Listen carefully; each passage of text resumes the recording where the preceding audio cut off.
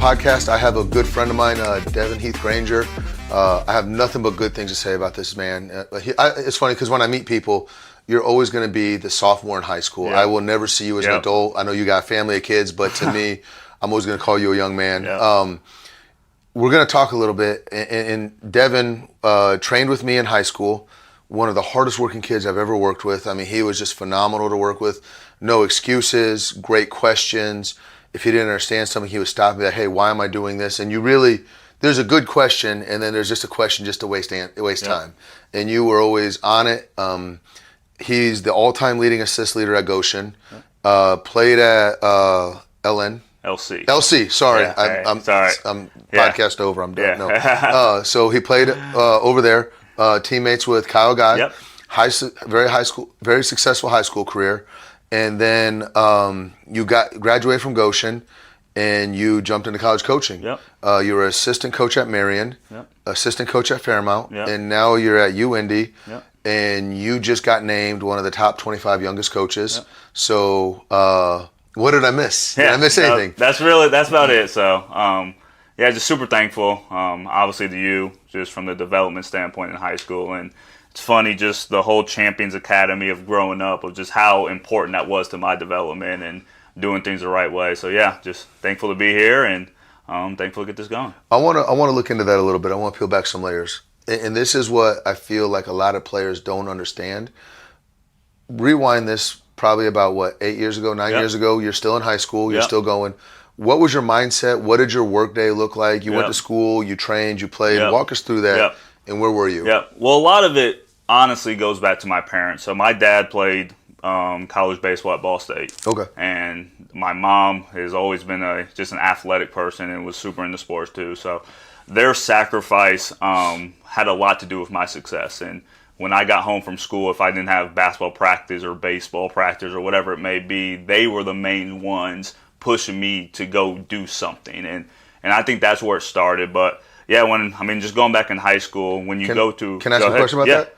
Were you self-driven, or did your parents have to drive you? I became self-driven, but I think a lot of it came from them at an early age, kind of putting that into myself. So, knowing what you had to do. And by the time I got to high school, being around a lot of talented players, and when you play in this state of Indiana, basketball has to be important, whether you want it to or not. And for me, I wanted to be a good player. I wanted to be the best player I could be, and I knew for that I had to put in a lot of work to do it. And there was a lot of trainers at the time, and I'll be just honest, I thought a lot of them did it for them and not for the development of myself or a player. And a guy like you, when you work out, it was realistic, it was quick, it was intense, and that's what I needed at the time. I didn't want to stand in the back of a line of 15 guys and just kind of have an hour workout where I felt like I didn't really get much. So I knew how important it was for me, and I knew every single day how important I had to master that and put in the work every single day. I did think it was interesting because you never left the gym dry. You always left the gym sweaty through your shirt, and that was something I always appreciated. I don't feel I don't like throwing stones at generations. Like I feel like your generation had a different challenge than mine, and then this one. But I just feel like this generation, and maybe it's too much basketball where they don't mind leaving the workout. I didn't break a sweat, and for me, it drives me nuts. No, that makes sense. So you played in high school. What did your work week, or what did your typical day look like? How many times were you training? How many times were you playing? Open gyms? So I always did something, a lot of times even in Creditplex on the east side, used to always go there in the morning, either with my dad or with myself, and we'd either lift or shoot before school. Obviously, you would go through school, and then after, you would have your team practice, and me and my teammates always did a really good job of just kind of staying after practice. So when we got done with practice, and I joke, my high school coach, J.R. Shell, we were not practicing 3 hours. We were hour and a half, 2 hours in and out. So we always did a good job of making sure we got extra work after. And then there was a lot of weeknights where I would come over, train with you, or go back to the gym. So like I said, it was important to me. But honestly, I had a lot of guys around me that held me accountable in high school, which I think forced me to put in a lot of extra work too. I've never been the tallest, the strongest, so I always felt like for myself to have success, I had to do it with work, and that was something I took a lot of pride in.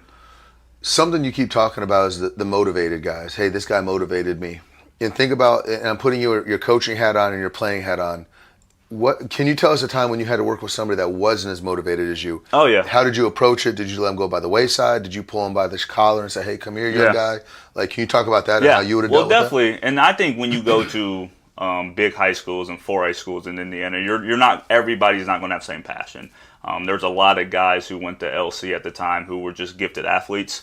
Who kind of got away with just being athletic and didn't put a lot of time in. And for me, obviously, that's frustrating. And you try everything you can do to get them, but if they don't want to hop on the ship, then you roll with the guys that will. So I think there's a good balance of you push them and you try to get them, but if they don't want to, you go over to the guys that do, and you know you're going to have success with the guys that work hard. You just create that culture of your little pocket of like, hey, if you're not on the, what was it, the energy bus? Yeah. Where it's like, hey, if you're on the bus, we're going. Right. If you're not on the bus, don't get mad at who And are. I think for me, it was always, how can you be a leader if you're not doing it every day too? Ooh. So for myself, it's if I want other people to do it, well, hell, I better get in and do it myself. So. Dig on that a little bit. Hold on. Like, that is probably the most powerful thing you're going to say all day. Yeah. If you're not doing it, the other people won't. Like, what's it look like? Yeah. And for me, that was, and I go back to my parents, and I talk a lot about them, and they kind of gave success to me, and they worked extremely hard to making sure I had the opportunities I did. But yeah, I mean, if you're not doing it, and if you want to be a leader, I think so many people vocally, which is really good, but I think for myself, I had to do it by example. Yeah. And like I said, I was never the strongest, I was never the tallest, I never had these gifted jump shots, so I wanted to be the guy that everybody knew was going to work extremely hard and do it every day. And it wasn't just basketball, it was classroom, it was conditioning, it was try to just do everything the best you can, and I think that's something still to this day in coaching I try to do. I think that's interesting you said that. And you said, God, if you're listening to this, I really just hope you take the powerful message he said is the leadership just doesn't start on the court. It doesn't start when the lights are on. Hey, boom, lights are on, big game, I'm a leader. Yep. You were a leader in the morning before you got to school. You were a leader at school, a leader in the classroom. Yep. You were a leader in the locker room. And then that bled over to a leader in practice. And not just being the guy that's the hoorah guy, but you had to step up. If you're expecting me to make 5 free throws in a row, you better be able to make 10. Yeah, and so holding yourself to that higher standard. And I think so many people get excited, especially young parents, adults, parents get excited. Oh, that's my son, the team captain. Well, did he earn it or does it give it to him? And so you can see that. And it's funny because I can see you wearing both hats. I can see you wearing your player hat, which you're kind of putting your coaching hat on right now. Yeah. Let's slide over. Let's take that player hat off and let's put the coaching hat on. What do you look for as a college coach? So you're coming in, you're recruiting somebody. I would also say, how many kids are on your radar? How many kids have ever been, this kid's not on my radar, now I like him? Can you talk about the recruiting process? Oh, man, and it has changed so much from what it is now to what it's been. But for us, obviously, you have to be talented. It's not sugarcoating it. Our job is to have success and put people in position to win. But there's so many kids that have talent. Character is right up there with that. And for us, we do a lot of homework, whether we're recruiting high school kids, we're recruiting transfers. We make a lot of calls. We recruit the parents a lot. Like for us, if we have a visit, it's almost a non-negotiable that your parents come or one of them, just because we want to know kind of what's behind the kid. Yeah. And so for us, like we do a lot of background. We call high school coaches. We call AU coaches because for us, the recruiting process, it's only so long. So if I'm recruiting a kid, you can only get to know them so much. And for us, we want to just kind of know his story, get to know that. So character's huge, obviously the talent. And then for us, just from a radar standpoint, man, I mean, 100, 150 kids. Like, there's not a kid in Indiana that we don't know about. Yeah. And it's how it should be. Indiana is a super talented state. And we're fortunate to be here. So for also that, very well covered. Yes, exactly. So for us, we have to narrow down which fits us, and it goes back to character and work ethic and how they are as a teammate. And I think I'm going up to Fort Wayne tomorrow to watch AAU, and if I'm watching a kid just play basketball, then I'm doing it wrong. You're watching how they talk to their teammates, how they treat refs, how are they warming up. All that stuff is extremely important to us. Cleaning up after themselves. Yes, clean up. Yes, and nowadays you can't hide either. Like, your GPA is posted. We know your GPA. You can't run from it. We know how you are as a kid. We know coaches aren't going to lie. Your high school coach, he wants you to have success, but his credibility is on the line too. Oh. So you can't run from it. You can't hide. Who you are as a person is going to come out, and obviously that's huge for us. It's interesting you say, looking at the exposure events and how many exposure events. I'm gonna share the story. It's gonna be long, but I'm gonna make it as quick as possible. Yeah. I'm running a Champions Academy club team. I get a text. Hey, March Madness tournament. Billy Donovan's gonna be there. Coach K is gonna be there. Izzo's gonna be there. Hey, they listed all these names. Registration starts tomorrow, and it's during this weekend, March Madness.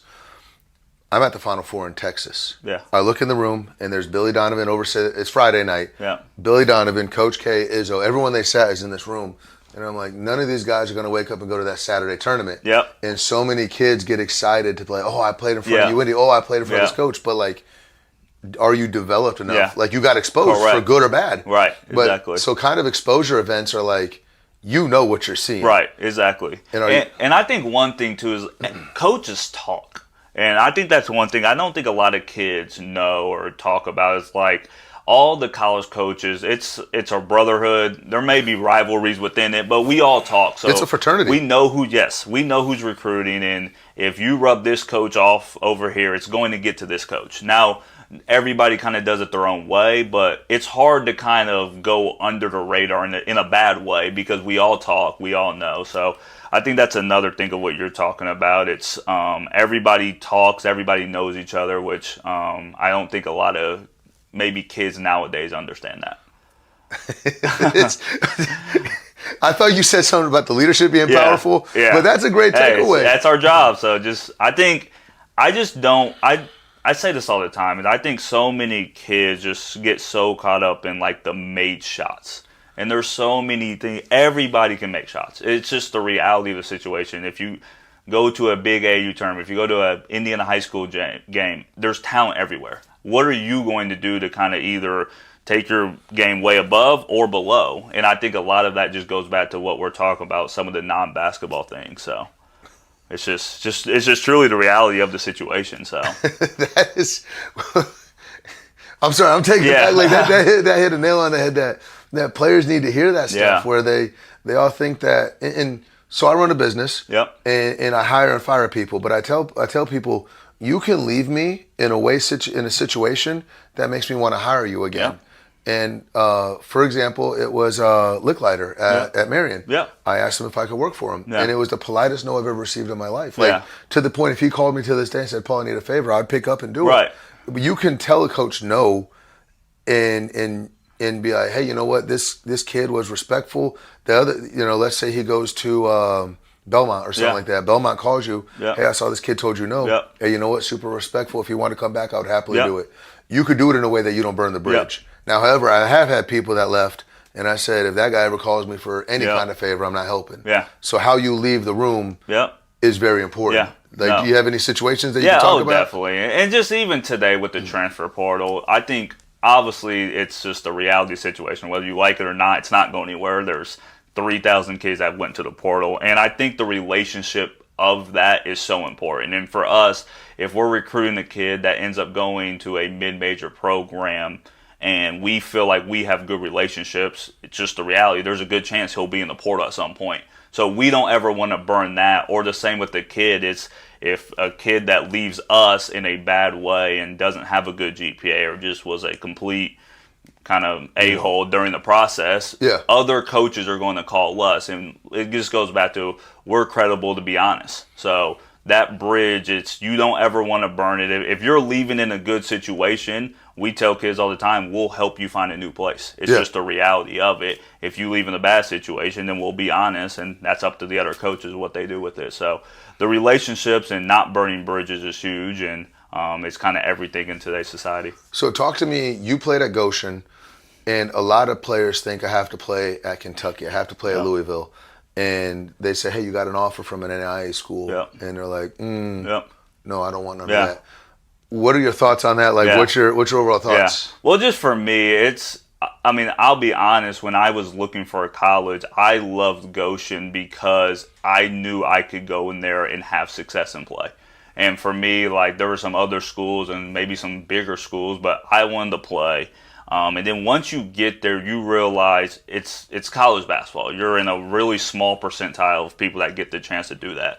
And then by the time you play a couple of years, your junior, senior year, you realize how competitive the basketball is anywhere. Division III, NAI, JUCO, Division II.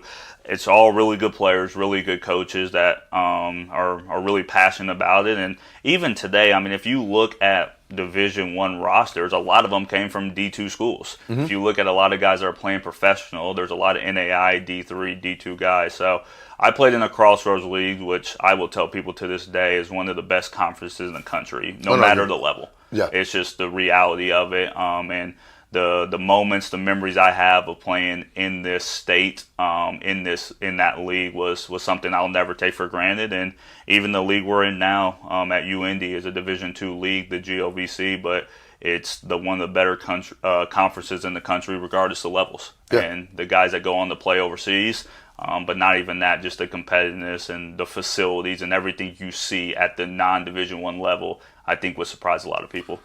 So, playing at that level, what was it like in the morning? And the reason why the question stemming from this, kids are like, "Oh, what's your grades?" Well, I have a C minus. I barely have a 1.9. I'm barely making it. And then, well, how are your shots? Well, I barely make practice. I suffer through practice, and that's the foundation. Yeah. Talk about what it's like at the collegiate level for that kid. Well, that was kind of, for me, that was, not in a good way, it was a rude awakening, because when you come in, especially today, you come in as an 18-year-old kid, you're playing against 22, 23-year-old men. And for the record, that's like playing up 6 ages. Right, exactly. If you're in third grade, you're playing against 8th graders. So just the reality, it doesn't matter, and I tell people this all the time, it doesn't matter what you did in high school. It's super accomplishing for you, and never take that away. But once you step onto a college campus, none of that matters, because everybody has probably done the same thing. And if they didn't do it, now they're 3 or 4 years older. So, like for me, the work that we talked about earlier, it had to even get kind of even to a higher level, because you're playing against such a higher competition. Yeah. So whatever you did in high school, training or studying or whatever it was, has to be 2 or 3 levels higher, because everything's harder and everything you're playing against means more. So like just a day was, you're waking up, and for me, like, we called it I forget, I think it was Warrior Week is what Goshen called it. And we're waking up at 5 o'clock and running hills, and we're doing conditioning. And I'm calling home like, man, this is not, I didn't realize this. Yeah. And so there's just so many things and if you don't do it, and if you don't put in the work in college, you will, the next guy's passing you up like that. Yeah. It's just, you can't hide from the work. You can't run from the grind, is what we say. You have to be willing to put in work, because one, there's other guys on the roster, and two, the coach next year, it's just a reality. He can go get another kid. Yeah. So you better come in here and put in the work and do whatever you can to stand out. This is what people don't understand, though. At the high school level, it's fun. Right, exactly. It's a game. Correct. Okay, so you don't perform well, guess what? You go to the local Waffle House. Yeah. You get looked at funny. Or you have a big game and you kind of, correct. Oh, I didn't realize I got half off at Waffle House. Right. Because it's 10 o'clock in the morning or 10 o'clock at night. Nobody else is open. Right. But if you roll your ankle, if you hurt yourself, you're still going to graduate high school. Correct. Nothing changes. Your parents still love you. Yep. But if you don't perform in college, you lose your scholarship. Yep. You're losing money. Yep. You're losing a chance. You're losing your future. Yep. And we always talk about, and I still tell all of our athletes to this day, even if the longest you'll practice is 3 hours, and most people don't practice 3 hours. If you practice 3 hours, that's 3 hours of your day that you did basketball. If that's all you're doing every single day, there's no way you'll ever be the player you can be. It's minimum, 2 hours of skill work, an hour in the morning, an hour at night. You're lifting an hour and a half. You're doing conditioning on your own, plus the practice that may be 2 hours. So many kids, I think, especially their freshman year, just think they can just show up for the 2 hour practice and go home, and then they're confused on why they're not getting better. Well, if all you're doing is 2 hours, there's no way.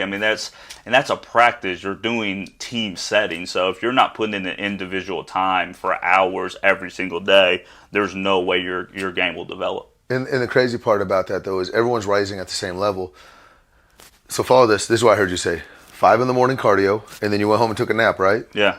No. You got class. You got class. Okay. So you got class. Yeah. After class, you have lifting. Yep. After lifting, you have another class. Yep. Then you study hall. Yep. Then you go to practice. Yep. You study. Yep. Go to bed at what, 10? Yeah. 10:30? 10:30, and you're doing it right again. And that's not even talking about like you got to do your homework. You got to do that. You still got to you be a kid. But there's so many times people don't realize is that every single kid that has success is doing the same thing. Yep. So it's not, you're not the only one getting in the gym early. Everybody's doing it. All the good players are. And for me, one thing I wish I would have took even more serious was just all the other stuff like nutrition and how to eat and how to take care of your body. And I think some of the resources today have allowed more kids to care about that. But for me, it's like you can't just go eat pizza rolls and pizza and fries every day. You have to be willing to take care of your body to see the success, and it's hard. Or it's just the reality freshman that of it. shows up with Sour Patch Kids. Right, exactly. Right before that, Yep. you're like, yeah. if you put mud Yep. in a Lamborghini, Yeah. eventually Yeah. it's going to shut down. Right. You got to find a way to put Yep. the good stuff in it. Yep, and so many kids just don't realize that. And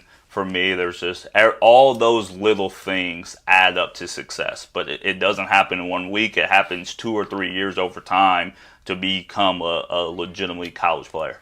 And that's the crazy part. And I'm glad you said that because I have so many kids that come in here. There's a person, I'm going to open up and vent a little bit. I have a couple kids that come in here and they train once or twice. They do it Yep. 2 weeks and they go, oh, we didn't get any better. Yep. And I'm like, it takes years to develop this. Yep. And so you can't go to college. And what I tell players is that you're setting yourself up to fail. Yep. If I'm trying to lose weight, if I eat healthy for 2 weeks and look in the mirror, like, Yep.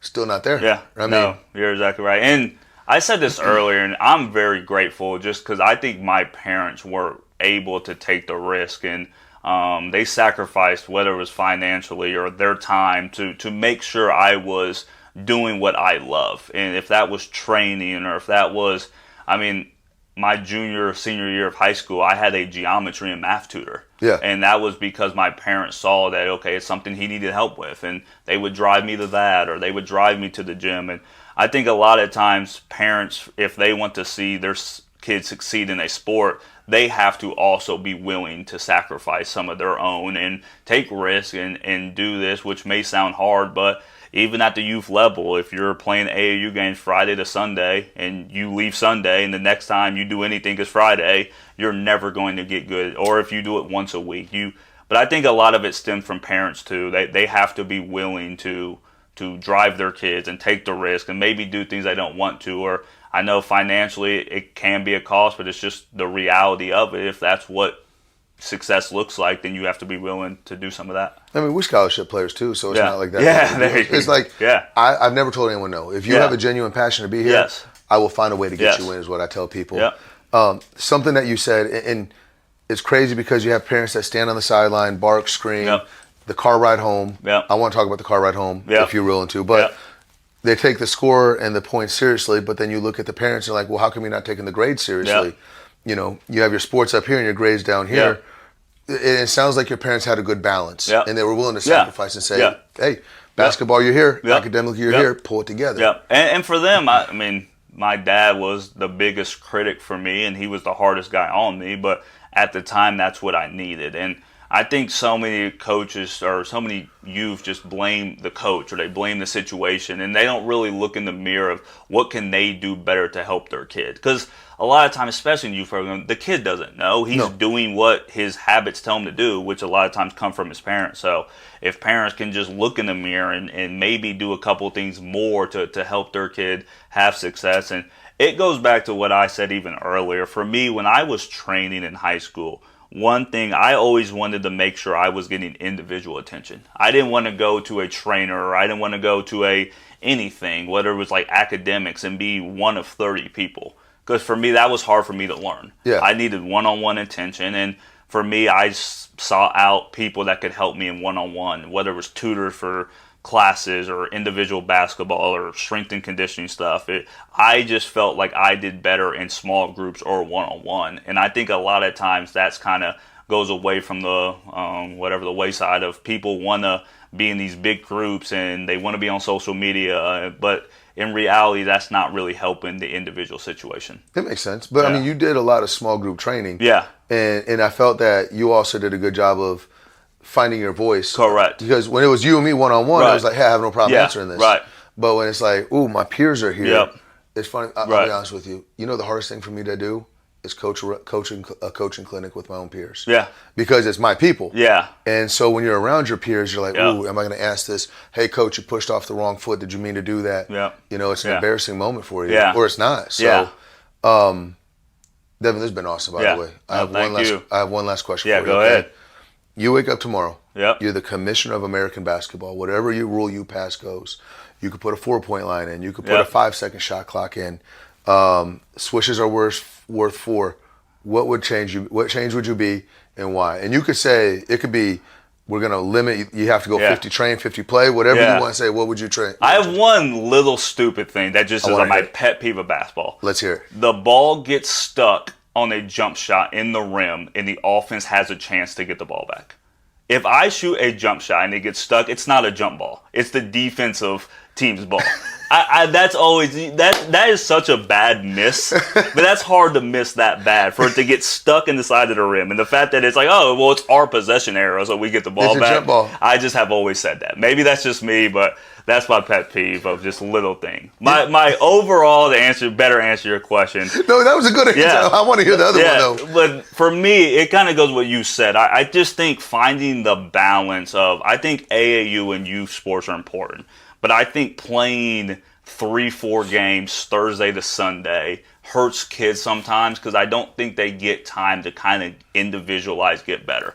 And once you get to like the high school levels, you have like some dead periods, but I think it's really easy for a youth basketball team to sign up every single weekend and play 9 games a week, but never really have an opportunity to get better. So if you could spread out like youth basketball, just like the time, and give kids time to have weekends where they can train and they can develop, I think that would be a lot better because I just think we get so caught up with, like you said, the 50-50 of just play. But, I mean, now it's probably, 90-10? I think guys, it's true, they play in many tournaments, but they're not doing anything through the week. And maybe the week's hard for some parents, so just giving kids and youth weekends to develop and train, I think would be good. I think having 8 straight weekends of AAU basketball can be sometimes more harm than good. Appreciate it, man. Devin, I don't know if I ever told you this. It's been fun to watch your coaching career. Yeah. I watched from a sideline, and I'm proud of you, man. Proud of you. Thank you. Proud to call you my friend. No problem. Thank you. Thanks for everything. Thank you, guys.